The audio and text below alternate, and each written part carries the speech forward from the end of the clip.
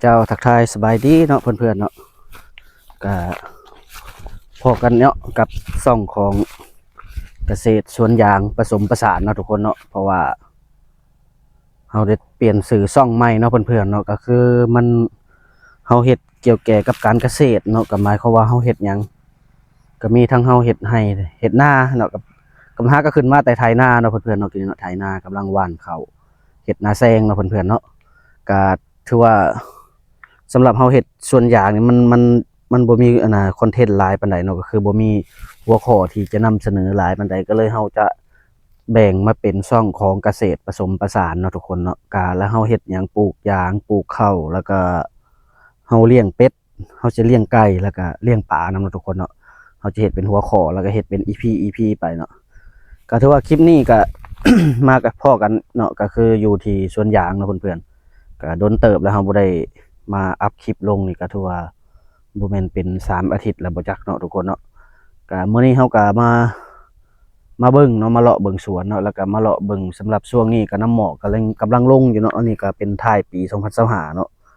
ก็น้ำหมอกกำลังลงหลายอยู่น้ำหมอกก็ดีเนาะก็นี่ก็คือสวนยางเนาะทุกคนนะนี่ก็คืออยู่ด้านหลังนี่แม่นสวนยางเบิดเลยเนาะทุกคนเนาะนี่เนาะก็มื้อนี้ก็จะมาเบิ่งมาเห็นอีพีหนึ่งเนาะก็มาเห็นหัวข้อหนึ่งเนาะเพราะว่ายางเขามันบ่งามนะเพื่อนๆเนาะยางเขามันบ่งามแลวมันเป็นใบเหลืองเนาะเพื่อนๆเนาะเขาจะเอายาอย่างมาใส่เนาะถ้าหากว่าพี่ๆเนาะ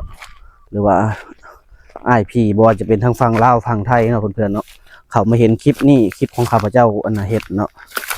ก็หมายความว่าคลิปนี้ก็เป็นการขอความรู้ขอคำแนะนำจากพี่ๆเพื่อนๆเนาะที่ว่าอยู่ เขามาติดตามหรือว่าเขามาพบมาเห็นเนาะก็ถือว่าคอมเมนต์บอกนำเนาะทุกคนเนาะเพราะว่ามันมันเป็นยังจังหวะสั่นเฮามันใบเหลืองแล้วเฮาสิลองเอายาอย่างมาฉีดเนาะถ้าเรามียาฉีดก็สามารถแนะนำบอกกันได้นะทุกคนเนาะจะมาเบิ่ง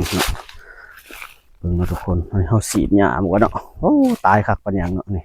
ฉีดช่วงท้ายปีนะเฮาฉีดนี่ตายบ่เหลือเลยนี่ก็ยังได้ทั้งเทิงพุ่นแหละเฮาบ่ทันฉีดเนาะก็คาดว่าคันมันฉีดบ่ทันแล้วข้าพเจ้าก็สิได้เอาจักรมาตัดหญ้าหั่นล่ะเนาะคอยตัดพอให้มันบ่ให้มันขึ้นยาวเพื่อปีหน้าแล้วมันจะบ่หกปานใดหั่นเนาะนี่เนาะทุกคนไปเบิ่งตัวอยู่โพนนี่บัดนี้เนาะเพิ่นๆเนาะ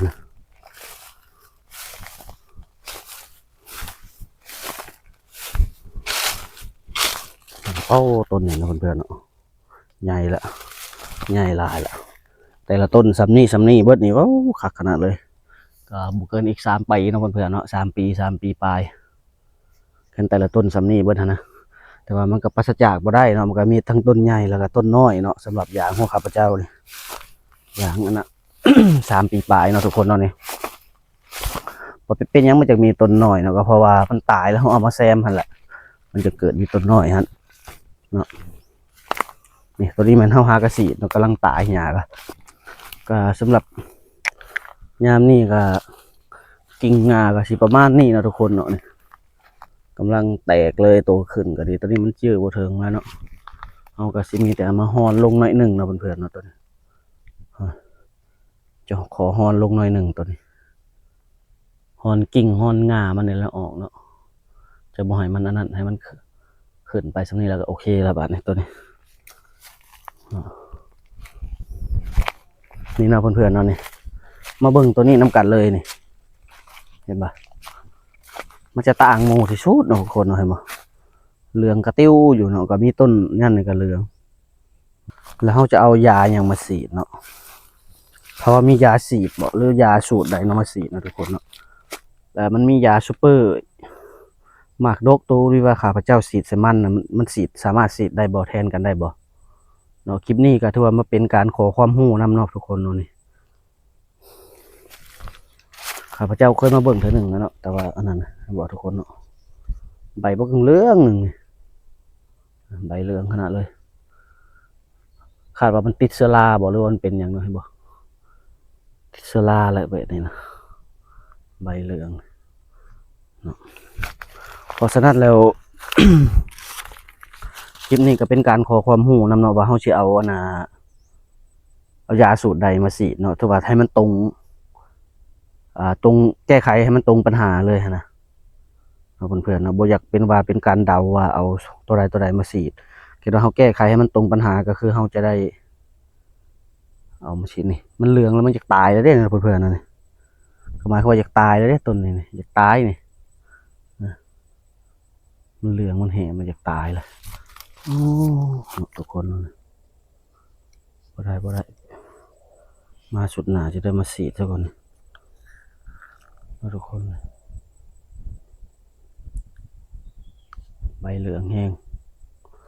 ปัญหาก็คือ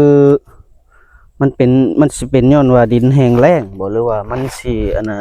เพราะว่าเขาปลูกนี่เขาปลูกใส่กับตัวจอมโพนเนาะทุกคนเนาะนี่กระข้างโพนเชื่ออยู่ว่ามันอาจจะเป็นดินแห้งดินหยังเนี่ยก็บ่จักเนาะนี่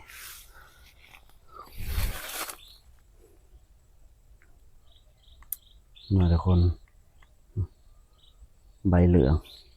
มีหลายต้นอยู่เนาะถือใบเหลืองเนาะบ่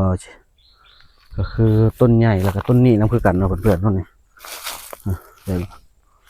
ต้นนี้นำคือกันนี่ก็จะเหลืองคือกันใบก็จะคือเหลืองๆคือกันเนาะสำหรับใบตัวนี้นี่แต่มันสิบ่ซ้ำตัวนั้นเนาะเพื่อนๆเนาะแต่บ่ซ้ำตัวนั้นเจ้าเนาะเพื่อนๆเนาะอ่าท้ายสุดท้ายนี่ก็คือ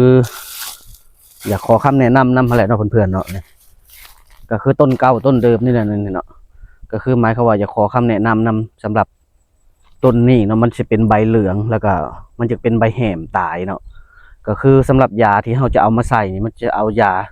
อ่าแบบใดเนาะมาใส่เนาะสูตรใดเอามาใส่เอามาแก้ไขให้มันตรงปัญหานี้เนาะก็หมายความว่าคลิปนี้มาขอความรู้นำเนาะทุกคนเนาะสำหรับผู้ที่มีประสบการณ์เนาะบ่ว่าจะเป็นทั้งฝั่งไทยหรือว่าฝั่งลาวผู้ที่มีประสบการณ์เนาะในการเอายามาฉีดนี่เนาะ